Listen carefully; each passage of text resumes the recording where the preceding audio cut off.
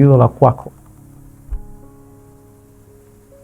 Natiisha kila nguvu ovu ambao inazuia watu wasisikie neno, inaozuia watu wasielewe. Naizuia hiyo nguvu na naachilia zaidi nguvu yako katika jina la Yesu Kristo. Amen. Amen. Bwana Yesu asifiwe sana. Sawa. Kwa majina naitwa mtumishi wa Mungu Major Disciple. Nimeokoka na mpenda Yesu. Si ndio bana? Au unagoma? Na kwa neema yake Mungu aliamua nasoma hivi mbele za watu, na siwezi kukataa kwa sababu ni ole wangu mimi nisipoihubiri Injili. Bwana Yesu asifiwe sana. Utambulisho kwa marefu nimekuwa nijitambulisha mara nyingi, lakini nafikiri huo kwa leo huo unaweza ukawa unatosha. Huwa natamani pia kila mtu duniani hapa aweze kumjua Kristo kwa mapana yake, na ifike wakati ambapo Mungu akikuangalia awe anasema kabisa, nilitaka huyu mwanangu aishi maisha haya, na kweli anayaishi. Kwa hiyo anajitahidi kupekua maandiko ili ninapokuwa naongea mtu akinisikiliza na kunielewa, basi aweze kwenda kwenye huo uelekeo ambao Mungu anataka tufike. Bwana Yesu asifiwe sana. Sasa leo tuko na somo, tumekuwa tukisoma somo fululizo, tukamaliza kwa asilimia nyingi Jumapili iliyopita. Tulikuwa tunaangalia somo linaloitwa In Spirit. Tulikuwa tunaangalia ndani ya roho au katika roho.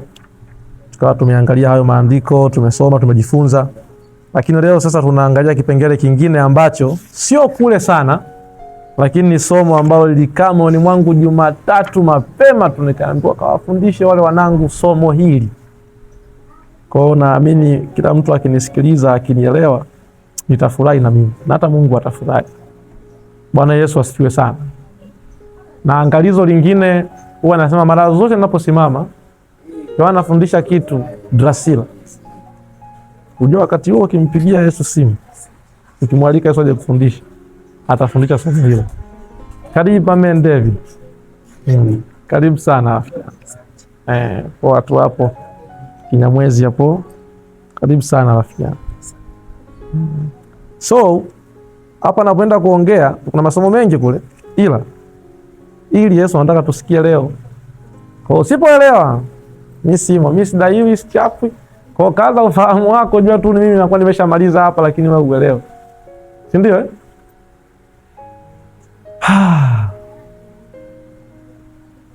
Ukristo. Kwambia andike somo inaitwa Ukristo.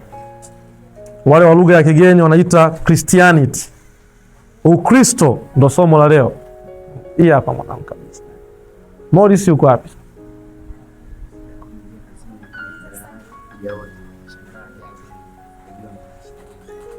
Kutoka tamcheki Morris, kutoka tamcheki mpaka tujue. So somo la leo linaitwa Ukristo.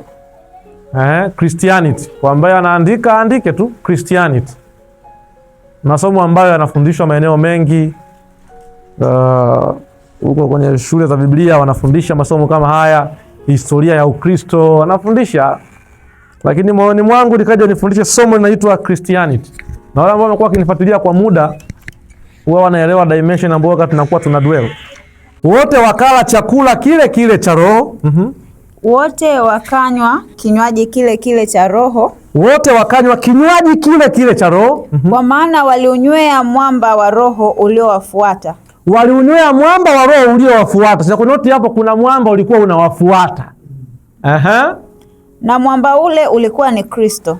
Alafu ule mwamba ulikuwa ni Kristo. Sasa katika historia za ambazo zinafundishwa hapa na pale, Ukristo tunafahamu wote ulianza wakati fulani baada ya Yesu kuwa tayari ile miaka 2000 iliyopita hapo alipozaliwa. Lakini huyu anaelezea kwa habari ya huo mwamba. Hello? Alafu anasema mwamba ulikuwa ni Kristo. Biblia zote ambazo tutasoma, maana halisi, tafsiri ya neno, Manake walikuwa wananywea huo mwamba ambaye ni Kristo. Manake walikuwa wako na Yesu, ingawa wao wanahisi wako wa Musa na wao ni wa Musa. Ila Yesu anaangalia kama kawaida yake, anahakikisha usalama, kwa maana Yesu yupo Biblia nzima utamwona Yesu. Halo?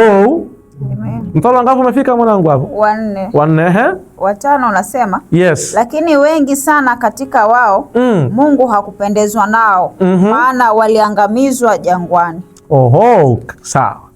So, tumeshawajua hawa ni watu gani. Hiyo kisikia jangwani, kuangamizwa. Tumeshaona hawa ni wana wa Israeli wanazungumziwa hapa.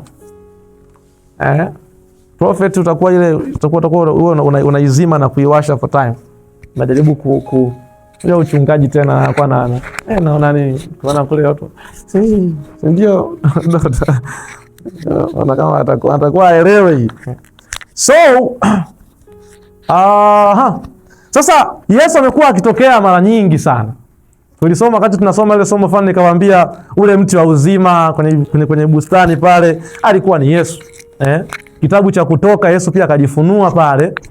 Kajifunua kama alijifunua kama alikuwa anajifunuaje kitabu cha Kutoka? Come on.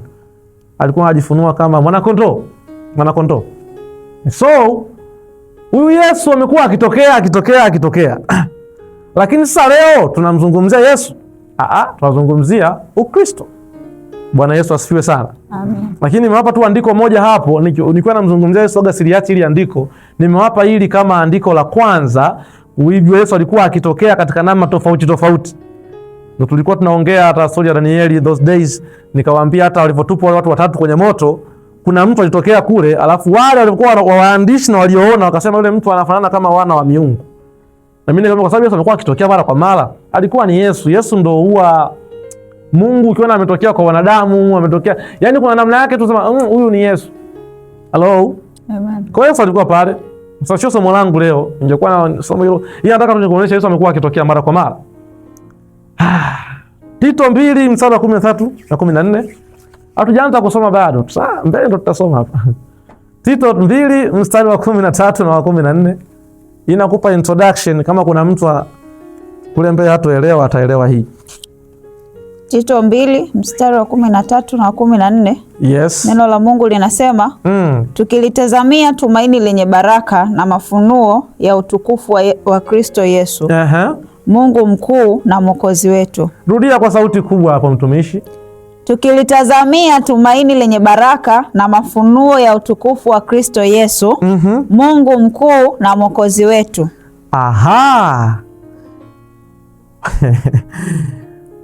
Huyu Kristo hapo ameitwa Mungu mkuu, sio mimi. Kaitwa Mungu mkuu na Mwokozi wetu.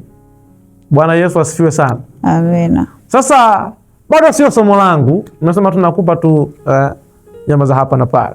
Nitaka uone vitu viwili. Tukianza kusema Ukristo, haya maandiko kwanza uwe nayo ya kwenda kujisomea nyumbani. Hello? Amen. Lakini kuna andiko hapa la msingi sana. Matendo ya Mitume sura ya 11 mstari wa 25 mpaka wa 26, kwa haraka tu. Kuna maandiko 3500 na robo leo. Sura ya 15.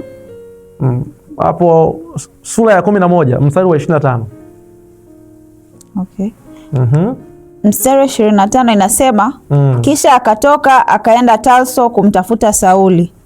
Hata alipokwisha kumwona akamleta Antiokia. Ikawa kwa muda wa mwaka mzima wakakusanyika pamoja na kanisa na kuwafundisha watu wengi.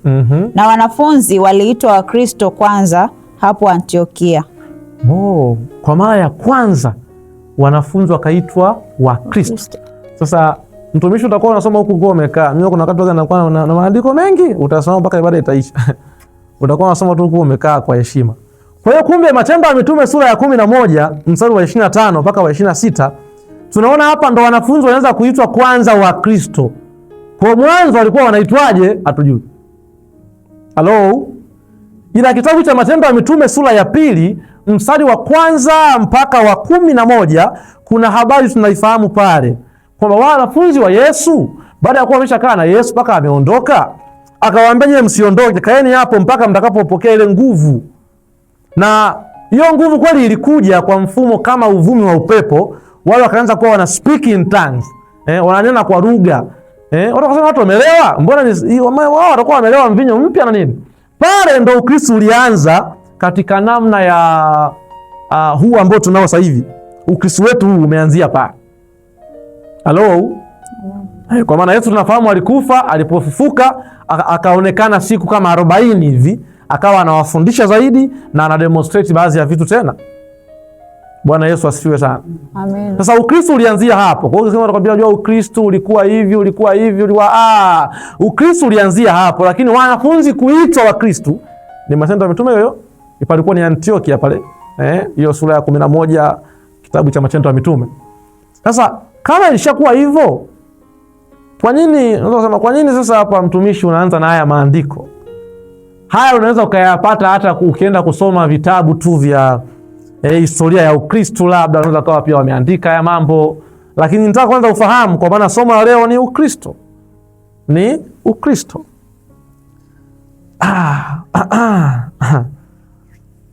Naomba nifanye kitu hichi sasa. Nimepita duniani hapa, kuna kauli hatujaanza kusoma, nimwambia. Tukianza kusoma nitawaambia. Kauli kadhaa huko duniani nimezisikia zisizo za kweli. Kuna kauli zisizo za kweli na zimekuwa maarufu sana. Na nyinyi mnakuwa mmezisikia mara nyingi. Na nikasema hizi kauli niziandike hapa. Ndio nasema tujaanza kusoma kwa sababu ya niziandike nisije nikazisahau hizi kauli. Kauli ya kwanza ni hii, ni ya uongo hii kauli. Ila ukisikia kama ya ukweli hivi. Mungu ni mmoja tu. Ila hizi dini ni njia tu za kumfikia. Kwa hiyo zote ni sawa. Hawa wanaoongea hii wameujumuisha na Ukristo wenu nyie kwamba ni dini.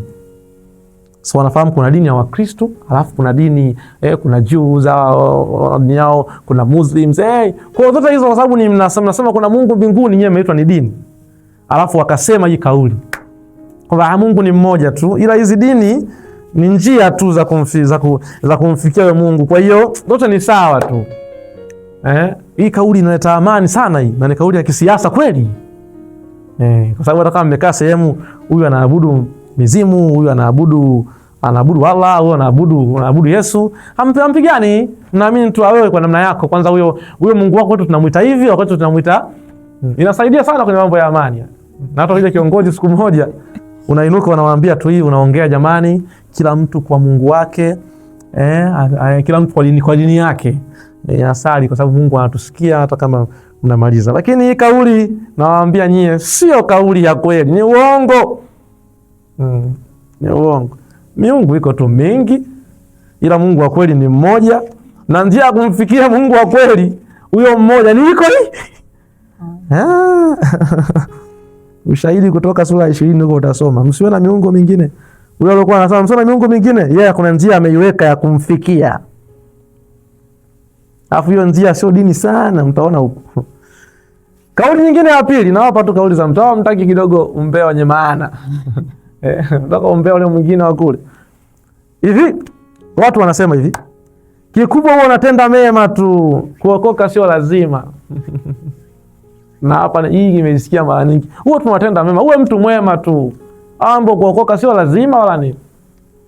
Nakuta mtu zake nini rastamani fulani nini, anaenda anatembea watoto yatima, mwema kweli. Mwambia kikubwa tu bana, wewe unatenda mema tu. Biblia yenyewe inasema yani kutenda mema hii ndio dini, yani wanatumia ile andiko la Yakobo, sio wanatumia vibaya. Hicho saumu nilichagua mimi Isaya. Kwa wanatenda mema. Na mwanangu mmoja atakuja hapa, ni rasta, yuko sasa hivi yuko Bukoba pale. Alikuwa Zambia, sasa ananiambia yuko Bukoba. Nikamwambia njoo mjini. Atakuja mjini. Shakwa ananiambia master, haya mambo haya jiamini wewe. Haya mambo haya. Nani mwema? Nani? Mwema. Ni mwema yani. Si umeishua sije 3500. Anakupa awazi yani akudai yani mwema. Ila mimi nikawa nashuhudia kazi zake, ananiambia mwanangu na wema wako huo. Yaani hizo la bora ungekuwa unakula kwa sababu unachoma vitu vibaya wewe. Mbinguni asendi hivi, yaani sasa bora uhakikishe tu utapanya maji hapa ni utambe tu mwenyewe. Hello? Ni kauli hizo ila sio za kweli. Nikiwa nazungumzia Ukristo utaelewa. Kauli ya tatu ni hii. Mungu yupo kote tu. Na Mungu yupo kote tu. Kwa hiyo kwenda nyumba za ibada, makanisani huko mbwembwe tu. Hata kusali ghetto tu hivi Mungu anakusikia. Ukiwa wapi Mungu anakusikia. Na hapa we know Mungu yuko mahali kote. He is omnipresence. Zaburi 139 we know. Lakini kauli ni ya uongo. Kwani Zaburi inasema 139. Daudi anasema niende wapi nijifiche mbali na uso wako? Maana kaenda kuzimu wewe upo. Nikaenda wapi upo? Kweli? Kwa hiyo wanasema kusanya na kusikia, sio mpaka uende makanisani manini. Kwa kuna miamba wao hawahitaji kuabudu kokote, wanaamini tu Mungu. Wana imani kali ya watu Sisi imani yetu ni ndogo mpaka tunaamini twende kwenye madhabahu na nini. Okay. Lakini kauli ni uongo pia. Kauli ya nne ambayo ni uongo pia, ila ni maarufu sana. Inasema Ukristo ni dini ya mzungu. Ukristo ni dini ya mzungu tu. Na Biblia ni kitabu cha mzungu tu. Umeelewa? Kwa hiyo nyie mkijifanya wewe si Biblia ni mzungu tu ameangalia akili zenu nyie akawaletea kitabu. Na kwa sababu pia kuna mtu anasoma history paka form 3 ameona colonialism pale. Anaomba tumeletewa mwanangu uniamini. Na imekuwa ni maarufu sana. Watu wanaamini katika jadi, wanaamini katika vitu vyao. Wanakwambia hii mambo ya Ukristo ni dini ya mzungu tu.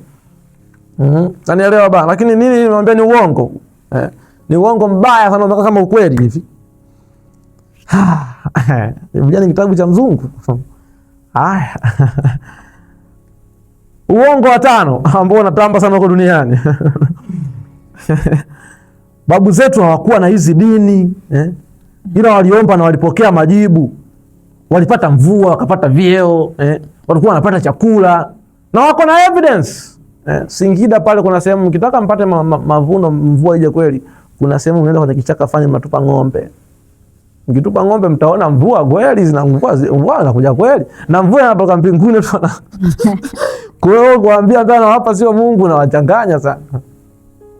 Kwa sisi ya mambo ya dini haya, Ukristo tunapangwa. Ila ni kauli ya uongo mimi nakwambia leo. Bado ni baridi, kuna baridi mwanangu. Kuna baridi Dot. Kuna baridi. Asikia.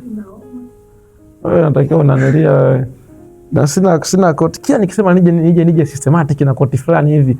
Yaani leo inakataa. Sijui kwa nini. Au bado sina upako wa suti. Nijakupa nenda tanya na koti nimejiangalia nikaliacha. Lakini ndio kwa nakuja na koti kwa ajili ya ikiwa kali nakuja na makoti. Nikaona anakali na mpausi. Sababu atakuja mwingine atakwambia sasa mbona kuna joto? Joto ni baya sometimes kuliko baridi. Na baridi na kila mtu ana namna yake. Tuendelee na huu uongo ambao unazungumzwa huko mtaani. Uongo mwingine ni huu. Uongo wa 6. Kristo ni nabii tu, Kristo ni mwana wa Mungu na sio Mungu. Ni nabii tu Kristo. Yaani huyu Yesu ni nabii tu kama manabii wengine. Sasa asije akatuchanganya. Tumsikilize. Kuna manabii walikuwa dangerous kama wakina Moses, wakina Musa. Kuna manabii walikuja ndo umma wao, ni ummati Muhammad. Kuna nabii huyo sasa ni apostle, ni prophet, sababu niko hizo wanachanganya na wao. Wanasema ni mtume wao lakini wanamuita prophet. So is a mtume is a prophet or apostle? Okay. Sasa hawa Yesu ni nabii tu, nabii Isa. Kwa hiyo asituchanganye sana, mambo ndo tunamfuata huko na zama zake sio zilishapita. Sio zama zake. Alichakuja akaongea na watu akaondoka. Hello? Na huo nao ni uongo. Yesu ni nabii tu. Uongo wa 7 kwa haraka tukimbie. Kila mtu ana kilevi chake. Kila mtu ana kilevi chake. Ukiona mtu sio mlevi basi malaya. Yaani kama ana kilevi chake. Kwa hata nyinyi hapa mfano mmoja mnasali huku. Watu wanaamini ni wewe kuna kitu chako. Yaani mimi sio anahubiri hapa anza kujitambulisha. Yes, my name is Apostle, made the disciple. I'm from Dar es Salaam.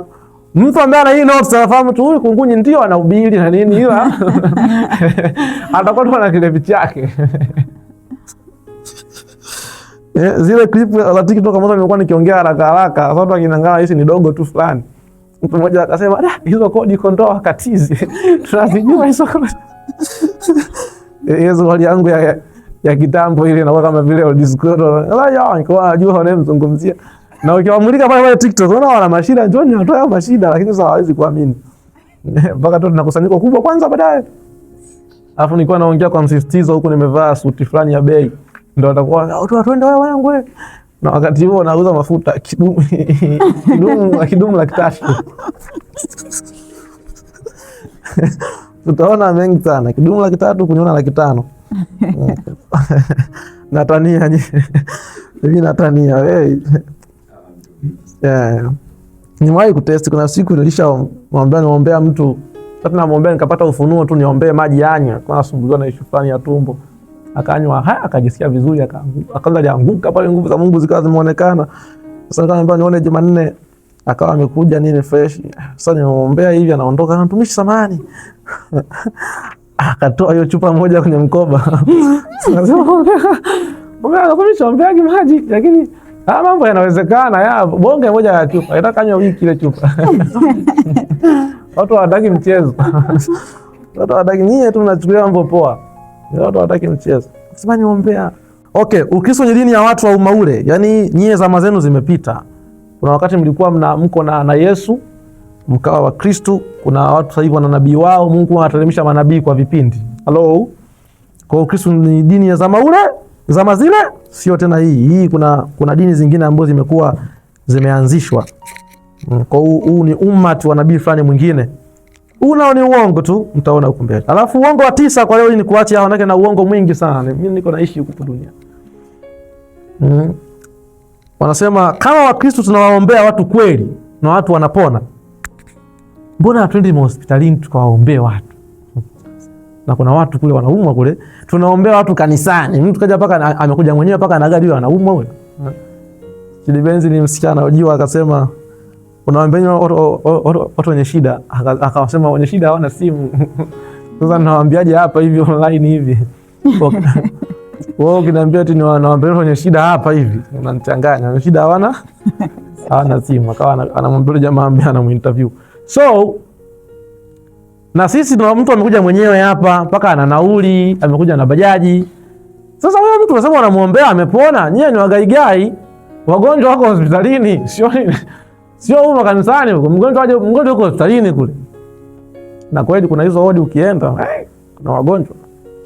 Kwa nini tusitoke huko kama kweli tuna upako? Twende hospitali tukaombee. Kwa nini tunakuja tunaombeana huku? Sisi tunapangana. Sasa katika uongo wote, mimi nitaelezea uongo wa mwisho tu kidogo. Ule uongo mwingine nitauelezea somo linapokuwa limeanza huko. Hii kitu mnaoiona, mimi kwa hiyo nimeitwa kwa namna fulani. Nimewahi kuombea watu. Kuna mtu mmoja alikuwa ni mgeni wa askofu. Askofu wangu mnamfahamu, nampenda na kumheshimu yule mzee Archbishop Apostle Dastan Maboya. Na mwanangu, hebu waombee hawa wana shida fulani. Mimi nikiwaombea hawa ujomba mwingi wanachukulia poa. Hebu waombee wewe hawa. Kaombea watu. Ya kwanza, moja siku nyingine. Sasa ikapita muda, mtu mmoja akaniambia, "Meja, yule mtu alikuwa anamuombea amefariki." Nikawa nimekaa kasi kauli kwanza, wewe ananiambia kauli yake ajui anaongea na mtu aina gani. Nikosha nini kauli inakatishana tamaa. Yaani kwamba hata kama unaopaka kiasi gani, kuna wakati unaombea watu na watu wanakufa. Mimi ndo nasikia hicho. Ila yeye anafikiri mimi nasikia tu kile taarifa kwamba yule mmoja anamuombea na familia amekufa. Kwamba ina noma fresh. So ni nini? Kwa nini nimekupa hiyo story? Tuko na upako lakini kuna kitu kinaitwa njia za Mungu. Hello? Na kwetu tunaombea wengi wanapona, wengi wanapokea mimi, lakini sio hapo sio wote. Kwa nini? Kwa sababu kuna wakati mtu fulani Mungu ni siri. Lakini kwa asilimia